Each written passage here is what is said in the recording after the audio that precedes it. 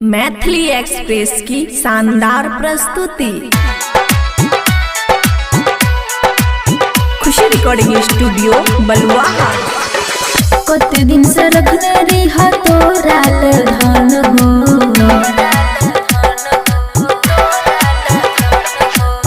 कते दिन से रखने रिहा तोरा धन हो।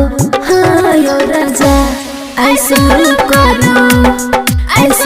करो लेके राजा हरि के नाम यो, आई शुरू करो लेके राजा हरि के नाम यो।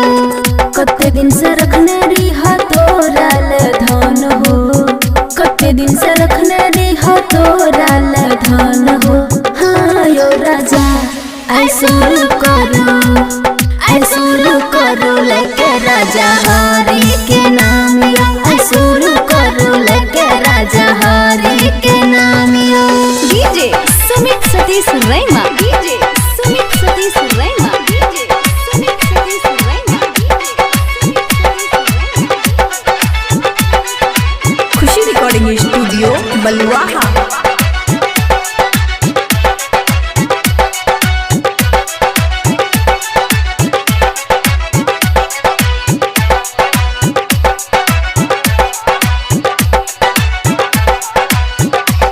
बनबै छी किया दूरियो, बुझू नहीं मोर मजबूरियो।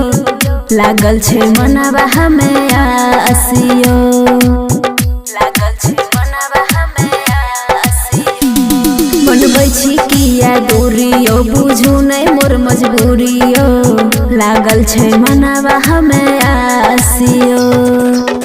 होने बर्दाश्त लागल चल जाइत जान हो, होने बर्दाश्त लागल चल जाइत जान हो। हाँ यो राजा आई शुरू करो लेके राजा हरि के नाम यो, आई शुरू करो लेके राजा हरि के नाम यो।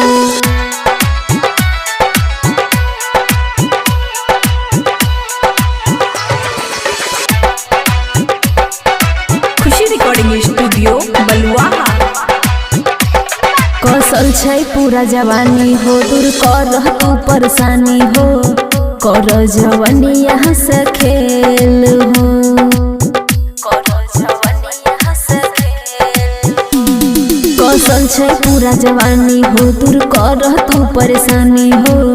कर जवानी यहाँ से खेल हो। राइटर सुमित साजन बात ले तू मान हो, राइटर सुमित साजन बात ले तू मान हो। हाँ यो पिया आई शुरू करो लेके राजा हरि के नाम यो, आई शुरू करो लेके राजा हरि के नाम यो। खुशी रिकॉर्डिंग स्टूडियो बलुआहा।